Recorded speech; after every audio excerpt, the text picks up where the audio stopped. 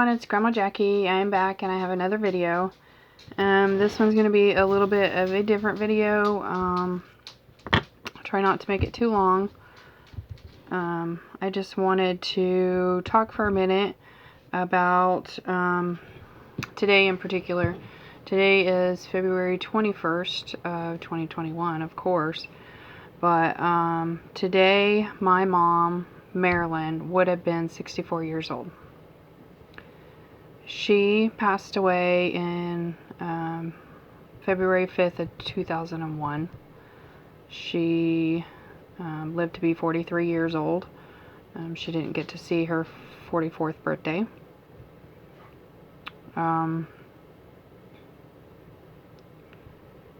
She was diagnosed in 1998 with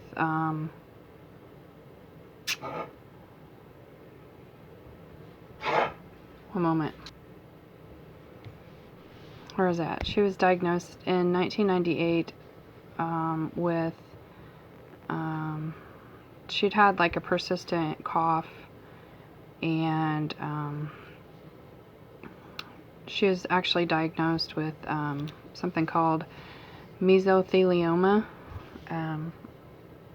A lot of times that happens to people that have worked in certain situations or lived in certain situations where the air quality was not good. My mom took sometimes whatever job was available that she could be hired for. She was not a high school graduate. She had dropped out of high school. She had me whenever she was 15. So let's see, she had a pretty hard life from the start. Not to mention, growing up, she didn't have things that other kids had either, because my grandma had several children, and my grandpa had issues to where he didn't work much. he actually liked to drink quite a bit, so but my grandma was the breadwinner of the family, so my mom had hand-me-down things. They lived in some pretty run-down places, and like I said, my mom worked in some places that didn't have very good air quality. I remember one place in particular that she worked whenever I was in grade school. It was like a mop factory, and she would come home from the mop factory and blow her nose and be like pieces of like the mop, the cotton or whatever would come out. I knew at that time, as young as I was, that couldn't be good, but you know, everybody didn't know the dangers of it way back when. But like I said, in 1998 she was diagnosed with it. She had part of her lung removed to try to save her life. She had radiation after that, and also chemotherapy.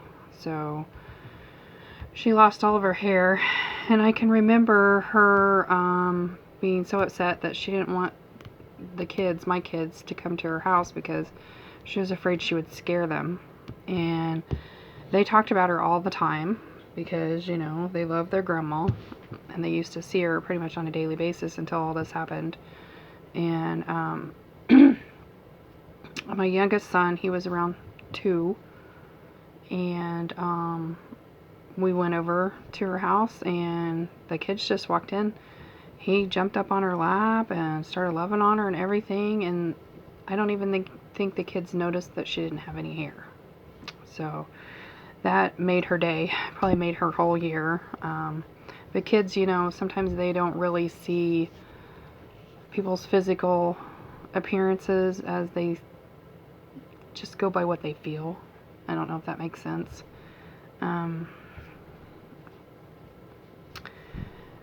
So anyways,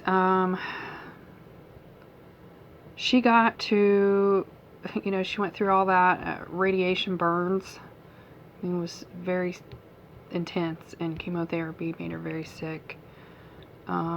She got through all that, and she actually got to I remember she was so excited she got to ring the bell at the cancer center.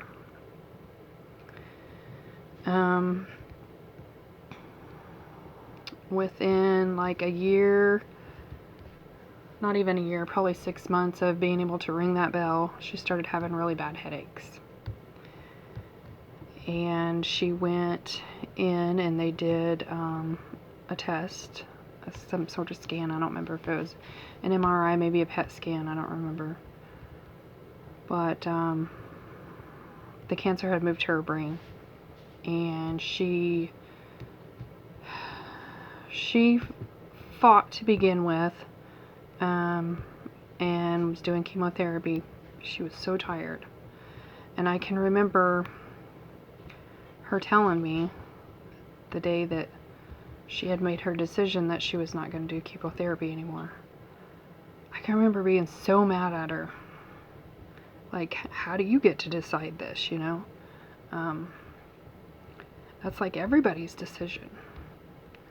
But she was tired. She explained to me that she was tired and she didn't want to fight anymore.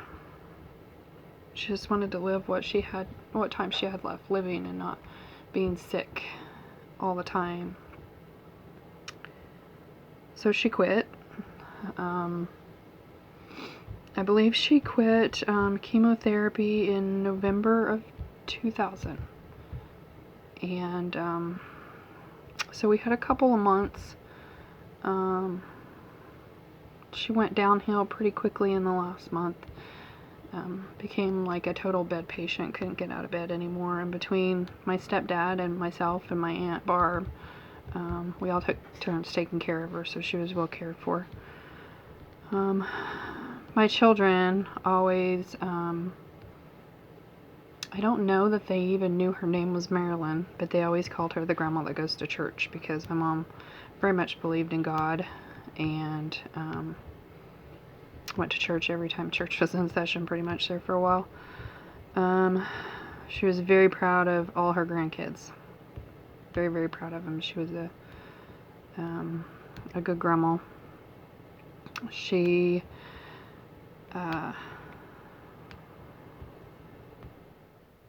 loved different things in life. I think she liked to go fishing with my grandma and her sisters. And one of the things that she, really enjoyed also is being an aunt, because she had some nieces and nephews that she was very proud of, and they miss her like crazy, I'm sure, still to this day. So I just wanted to show some pictures. I dug for a few, but I didn't dig for very many. Like I said, I'm not all techie, so I can't plug things in on the computer or anything. But this... Sorry about that. My dog is having issues. My husband had to let him outside for a little bit. This is a picture of my mom. I think she was about 12 at the time.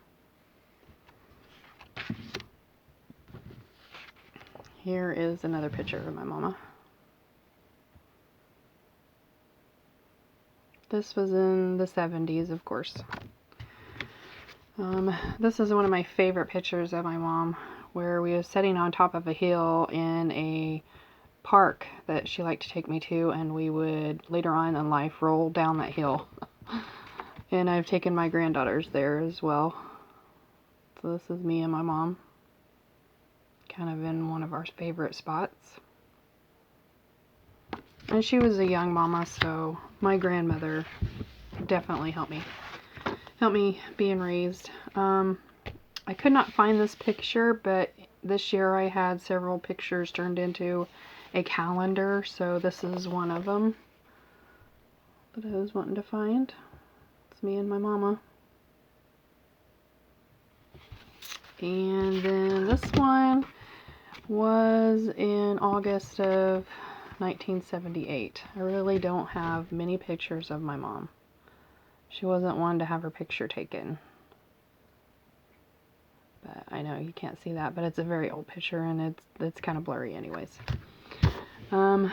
There is one thing that I have of my mom's that I have on my bed at all times, and it's important to me to have it there, but it's also, it's kind of reassuring to know that no matter what, she's still with me. But also, it's kind of different seeing my grandkids lay their little head on her pillow. So this is the pillow that she had. And I know it's old and it's raggedy. For the longest time after she passed away, I had it in a bag. And I would open the bag and smell it. And then finally the smell went away. So I just opened the bag and just decided to enjoy it. Believe it or not, the smell that reminds me so much of my mom is the smell of Tide.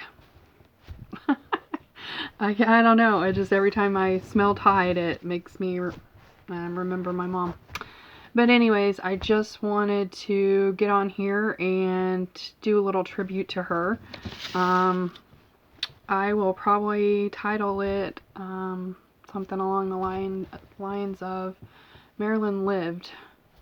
She lived 43 short years, but because of her, I am who I am, and my kids are here, and I'm here, and we're going on, which is the way life is supposed to be. But just wanted to do this little tribute to my mom, because today she would have been 64 years old, and I just can't imagine her as an older woman. She's always going to be young to me. I officially outlived my mother a few years back, and that was one of the hardest years of my life. So I hope everyone is having a good day. Please stay safe and take care of yourself, and I will catch you later.